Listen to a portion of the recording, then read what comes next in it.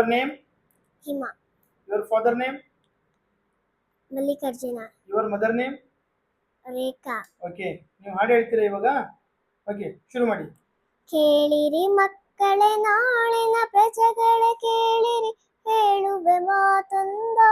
ಸ್ವಾತಂತ್ರ್ಯಕ್ಕಾಗಿ ಹೋರಾಡಿ ಮಡಿದ ಕಿತ್ತೂರು ರಾಣಿಯ ಕಥೆಯಿಂದ, ಕಿತ್ತೂರು ರಾಣಿಯ ಕಥೆಯಿಂದ.